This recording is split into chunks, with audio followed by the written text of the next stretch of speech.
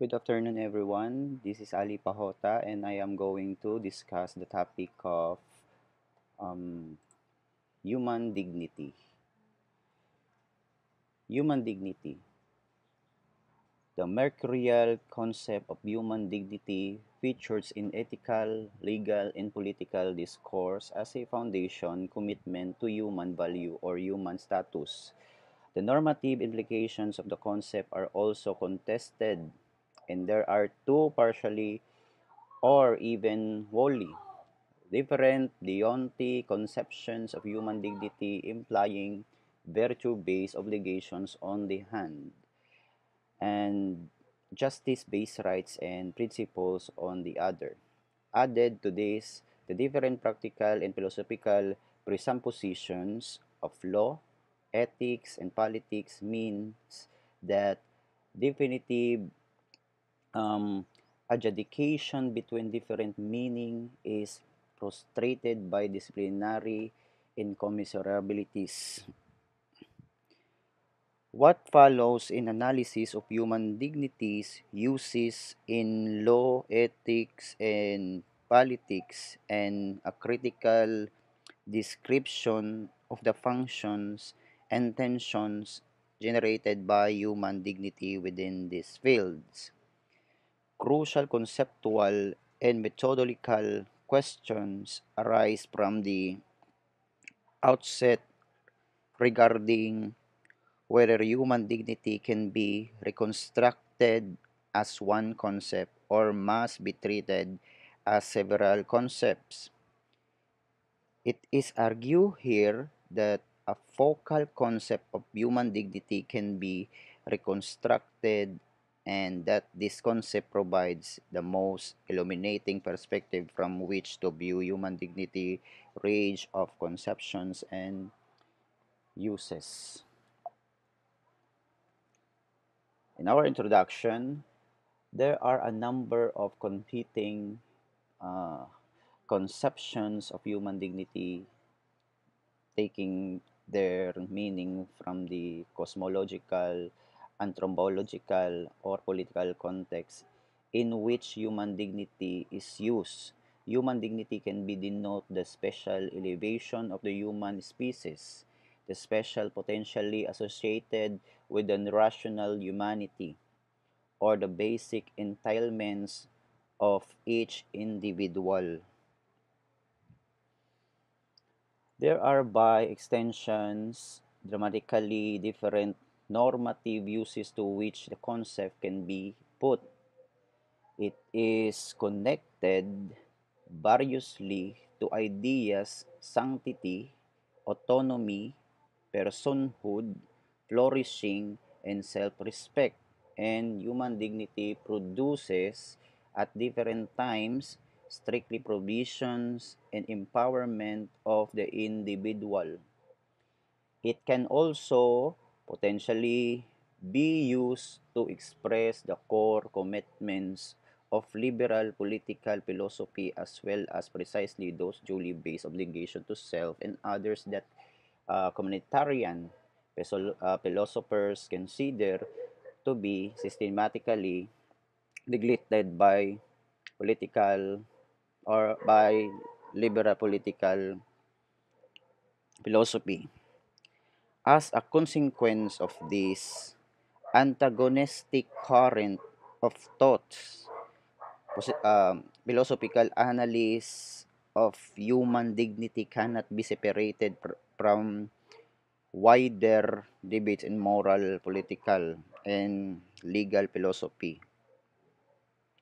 We begin with an extended methodological and conceptual exploration, asking what should be taken as primary and examining human dignity, noting a particularly close relationship between contemporary uses of human dignity, international law, and human rights. This connection is treated as focal without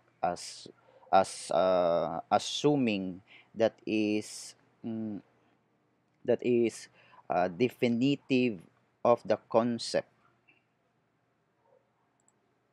conceptual background.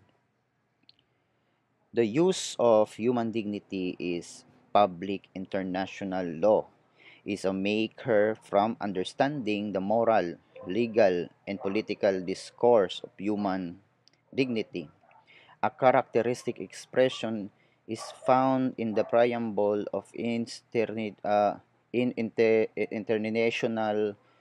Covenant on Civil and Political Rights, whose rights 1966 derive from the inherent dignity of the human person. And those animating principle is recognition of the inherent dignity in of the equal and inalienable rights of all members of the human family, the foundation of freedom, justice, and peace in the world. This assertion and others like it forms a common reference point in contemporary literature of human dignity. Importantly, this inherent dignity represents a political bridge between a number of different ideas and ideal, namely freedom, justice, and peace. Um, in fact, it is this it is this potential to bridge different field of regulations, human rights, bioethics, humanitarian law, equality law, and others that we might take to be the most important function of human dignity in international law. We will refer to an interstitial concept of human dignity or IHD. This concept, arising from the discourses and practices of international law, has a strong relationship with equality, liberty, and the basic status of the individual aid. And crucially, it implies an conjunctive function across our normative system. It is where law, ethics, and politics meet and are practically and critically interrelated. It is where domestic, regional, and its international regulation finds in a common principle. It is where positive law and morally become difficult to distinguish, and it is where specific norms and general principle are like or link by extensions. This concept of human dignity is the concept we should uh, treat as the foundation of human rights because any reconstruction of the complex menu of human rights in international law has to take account of their wide-ranging implication for legal, moral, and political governance. Put another way, one necessary condition for a defensible foundation account of human rights, that their foundational principle must have and function straddling this field or normative practice.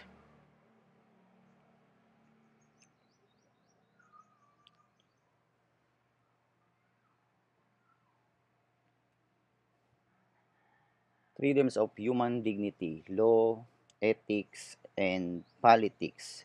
We start in law. Uh, A law. There is no doubt that an IHD concept finds its most important expression in post World War II in international law and constitutional instrument.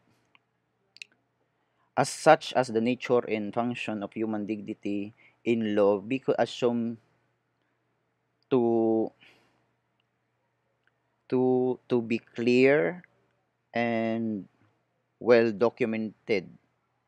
This is the case at the level of doctrinal analysis of human dignity, and there is important jurisprudence arising in particular from European Court of Human Rights and from constitution, including from those of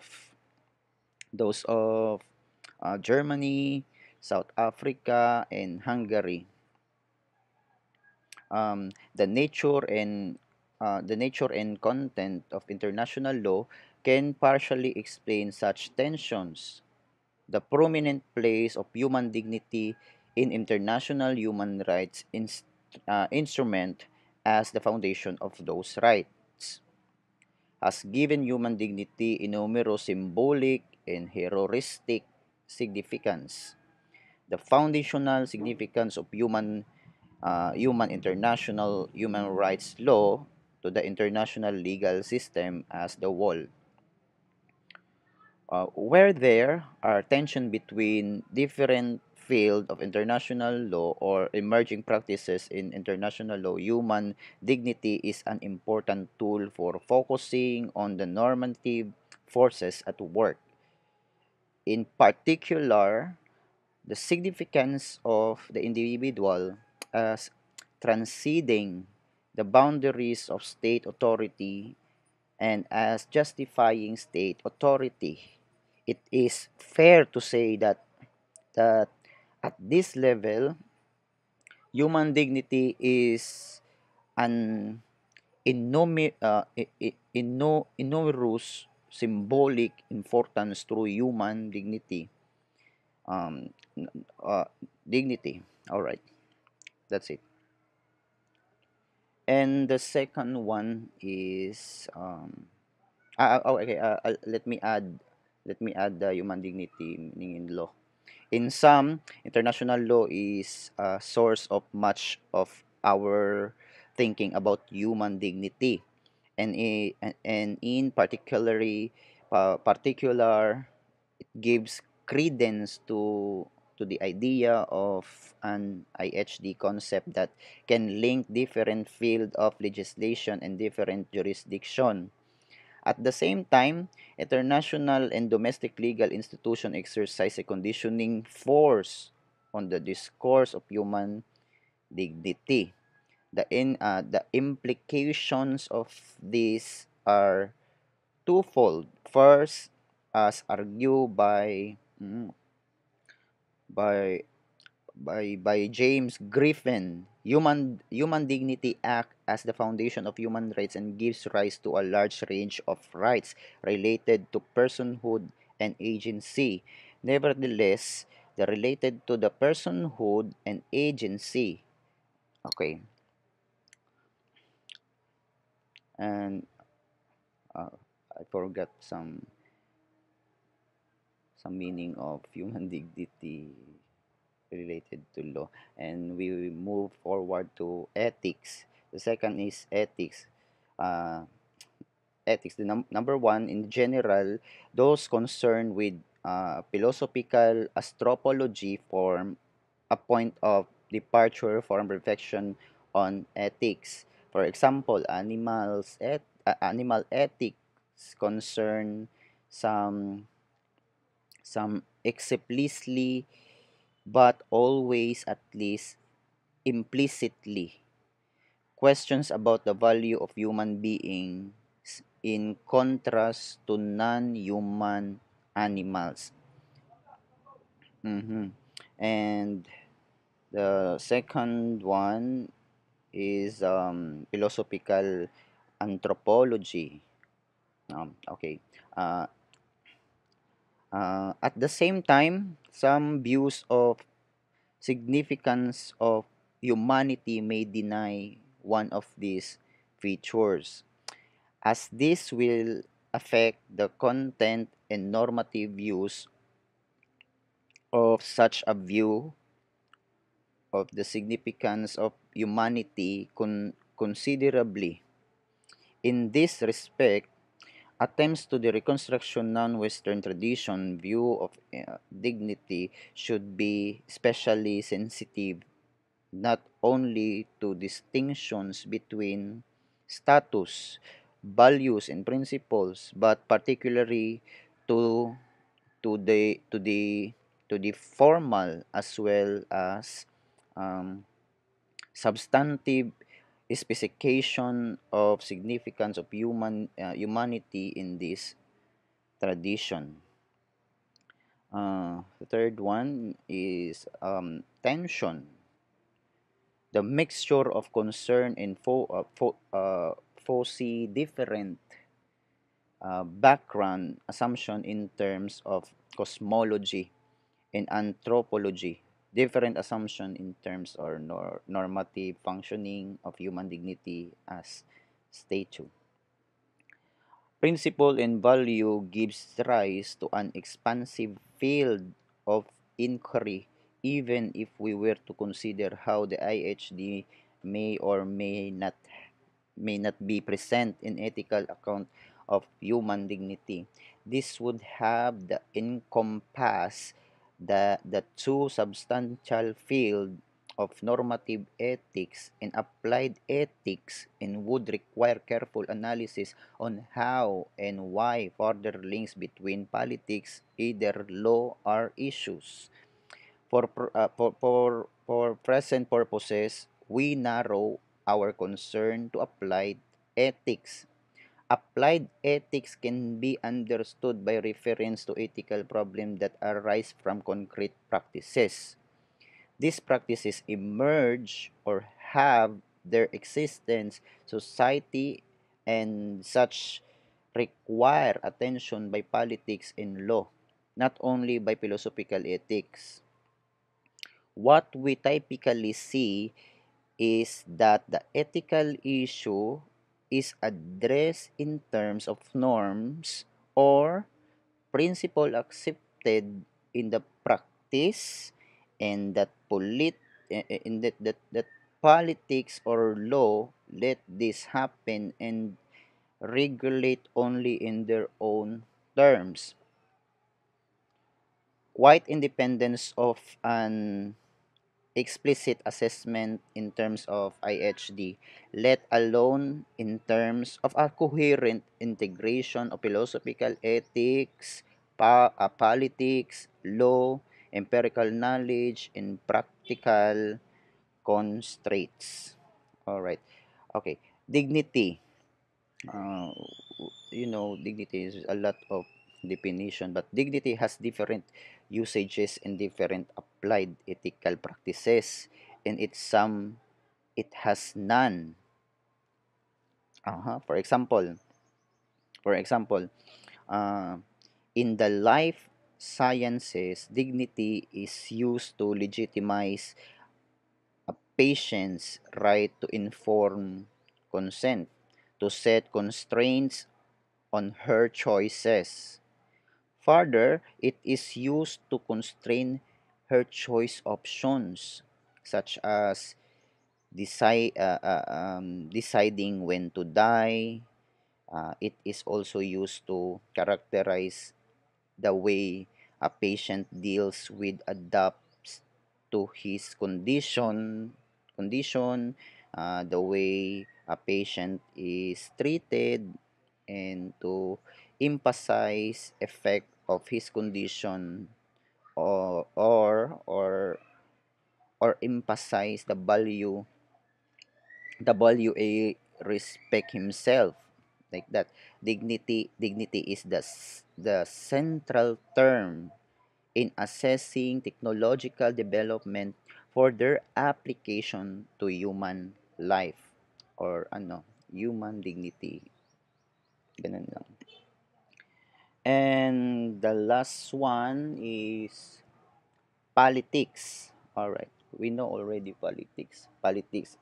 We already in discussion of applied ethics, certain of the constraining and conservative uses of human dignity are in evidence. All right. A dignitarian alliance of conservative thinkers and activists has deployed a notion of dignity close to the sanctity in order to oppose or constrain reproductive and biotechnological innovations. Political discourse of the 20th century also, by contrast, witnessed radical and liberation-focused discourses of human dignity, while the division between human dignity as empowerment and the constraint helps to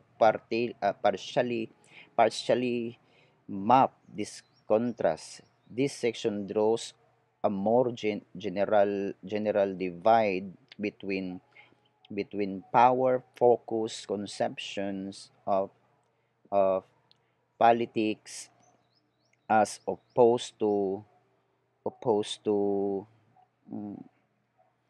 opposed to principle focused conceptions of politics. All right.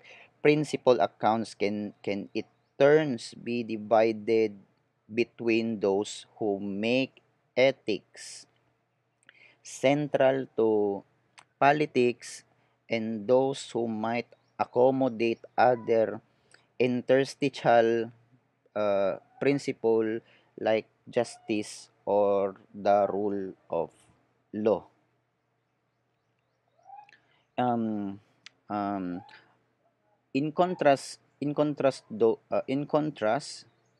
these positions that give the right priority over the good place rights and plurality of reasonable conception of the good of the center of just institutional design, such a community of rights. It is quite directly committed to an interstitial nation or human dignity, cash out as both basic human rights and system for preserving freedom as welfare across all normative system. The concept of the concept of human human dignity as it appeared in post-war international law was undoubtedly intended to mark this a political, not just legal turning point like that. The concept is closely associated with the commitment. Like, sabi nila, sabi, never again pinamarcos ba?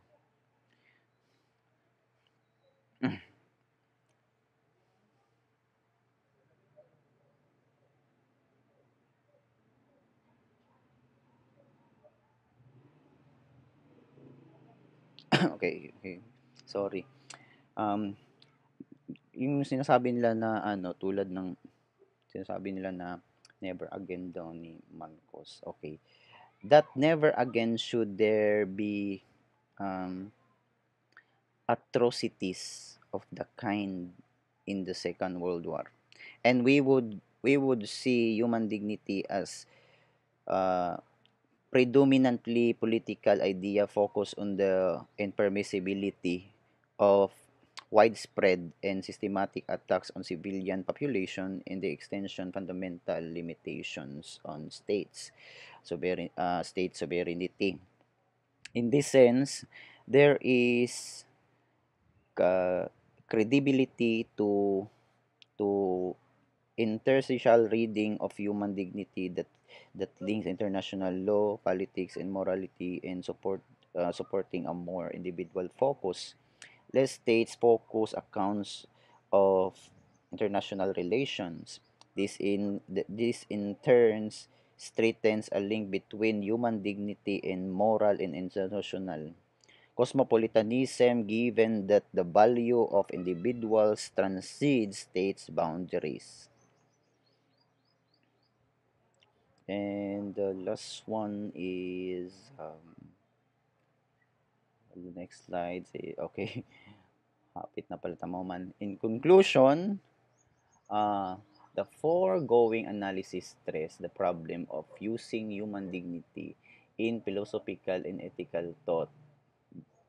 The concept itself is uh, opaque, and one important modern using faces the problem of aspiring to be interstitial within and between normative fields that are themselves resistant to the very idea of such interstitial concepts. Nevertheless, there are good reasons why such as far-reaching concepts should be primary in our thinking. And for this reason, human dignity is likely to remain a component of normative discourse despite its problematic characteristic. Thank you. Thank you.